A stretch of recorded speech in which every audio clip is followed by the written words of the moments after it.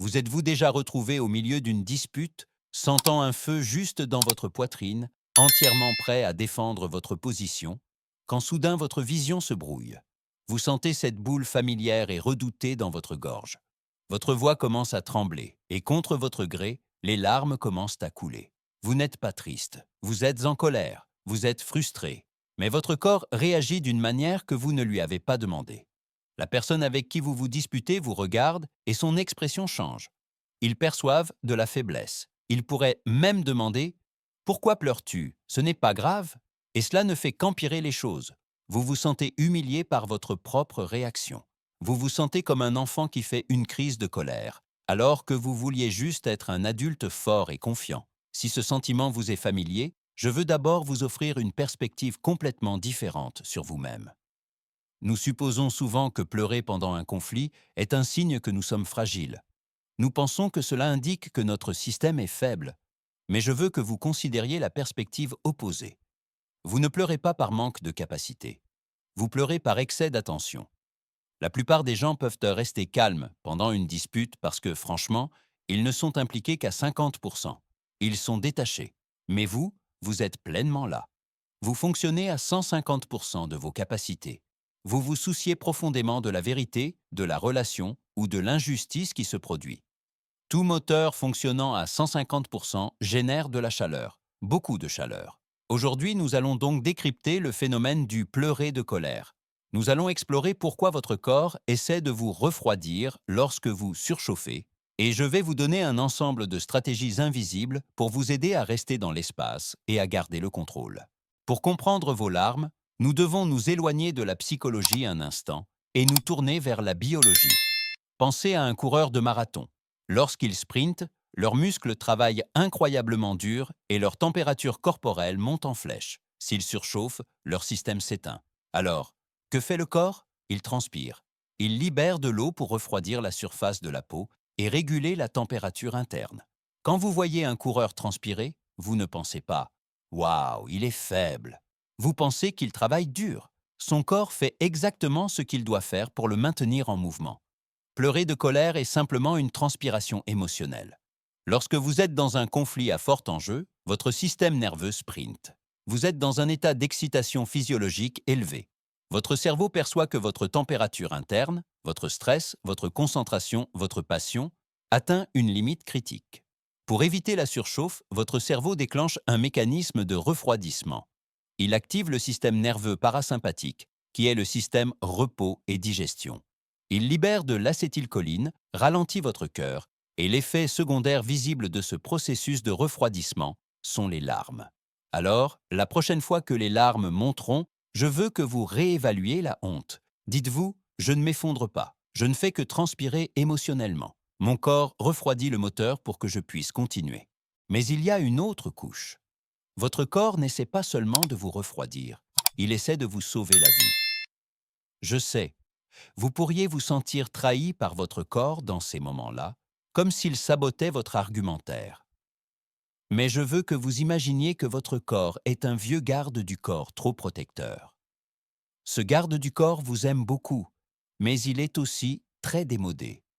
Il pense que chaque conflit, même une dispute avec votre patron ou votre partenaire, est une situation potentiellement mortelle impliquant un tigre à dents de sabre.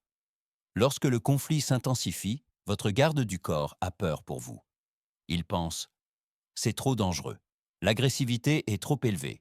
Si nous continuons à nous battre comme ça, nous pourrions être blessés». Alors, il se met devant vous et vous force à pleurer. Pourquoi? À cause d'un morceau fascinant de biologie évolutive. Des recherches récentes montrent que les larmes humaines contiennent un signal chimique, une phéromone inodore. Lorsque les adversaires sentent ou voient des larmes, leur niveau de testostérone diminue et leur centre d'agression se calme. Vos larmes sont une couverture chimique. Elles sont biologiquement conçues pour envoyer un signal à l'autre personne, disant: «Réduisez votre agressivité. Arrêtez d'attaquer». Votre corps ne parie pas contre vous. Il essaie de désamorcer un combat qu'il pense perdre. Il essaie de s'assurer que vous survivez pour un autre jour. Vous pouvez donc remercier votre garde du corps. Vous pouvez dire: «Merci d'avoir essayé de me protéger, mais je suis en sécurité. Je n'ai pas besoin de ce bouclier pour le moment». Maintenant, passons à la boîte à outils. Je vais vous donner des techniques spécifiques pour gérer cela. Mais avant de le faire, je dois dire quelque chose d'important. Lorsque vous êtes au milieu d'une crise de larmes de colère, votre cortex préfrontal, la partie pensante de votre cerveau, est souvent hors ligne. Vous fonctionnez à l'adrénaline pure. Il est très probable que vous oublierez tout ce que je vais dire, et ce n'est pas grave. Vous n'avez pas besoin de tout retenir. Je veux que vous écoutiez et que vous choisissiez un seul outil, un seul qui vous semble facile. Maîtrisez cet outil unique. N'essayez pas d'être un ninja. Essayez simplement d'être une personne qui a une bonne astuce dans sa manche. Nous avons divisé ces outils en 3 niveaux, en fonction de votre position dans la tempête. Commençons par le niveau 1, ce sont des outils invisibles. Vous pouvez les utiliser lorsque vous pleurez seul dans votre chambre à propos d'un email, ou lorsque vous êtes en conversation et que vous sentez la chaleur monter, mais que l'autre personne ne l'a pas encore remarqué. Votre première option est le hack du regard vers le haut. C'est une astuce purement physiologique. Au moment où vous sentez le picotement dans vos yeux, levez physiquement les yeux, penchez légèrement votre menton et regardez le plafond ou le haut d'une bibliothèque. Regarder vers le bas signale l'introversion et le ressenti à votre cerveau. Regarder vers le haut signale le traitement visuel et la vigilance. Cela retient mécaniquement les larmes et signale neurologiquement à votre garde du corps. Nous observons encore le monde. Nous ne nous éteignons pas. Si cela ne fonctionne pas, essayez le hack des maths. La partie de votre cerveau qui pleure, le système limbique et la partie qui fait de la logique, le cortex préfrontal, partagent un apport sanguin. Ils sont comme une bascule. Quand l'un monte, l'autre doit descendre. Forcez votre cerveau logique à se réveiller. Résolvez un problème de maths spécifique dans votre tête. Pas 2, plus de 2, c'est trop facile. Essayez 100 moins 7, ce qui fait 93, moins 7, ce qui fait 86, et ainsi de suite. Il est neurologiquement impossible de maintenir des émotions intenses tout en effectuant des soustractions complexes. Vous détournez le flux sanguin des larmes. Et enfin, si vous avez l'impression de dériver ou de perdre le contrôle, essayez l'ancrage sensoriel. Ancrez-vous dans l'espace.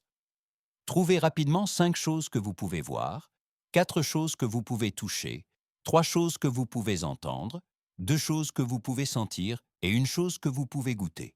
Cela vous sort de votre tempête intérieure et vous ramène à la réalité. Mais parfois, la vague est trop forte. Les outils invisibles ne fonctionnent pas et vous êtes sur le point de sangloter. À ce moment-là, vous devez quitter la situation sans donner l'impression de fuir. Vous avez besoin d'une pause stratégique. La meilleure façon de le faire est la pause d'eau. Si votre voix tremble, dites « Je vais me chercher un verre d'eau. Je reviens tout de suite ». Ce n'est pas une retraite, c'est une tactique. Voici pourquoi cela fonctionne. Lorsque vous allez chercher l'eau, buvez une gorgée lente. L'acte de déglutition force physiquement la glotte à se détendre. Il réinitialise le spasme musculaire qui provoque le sanglot. Cette pause de 60 secondes vous donne le temps de secouer vos mains pour libérer l'adrénaline, de boire une gorgée, de réinitialiser votre glotte et de revenir dans la pièce à vos propres conditions. Enfin, abordons le scénario le plus difficile. Il est trop tard. Les larmes coulent. L'autre personne vous regarde. Vous sentez la honte monter.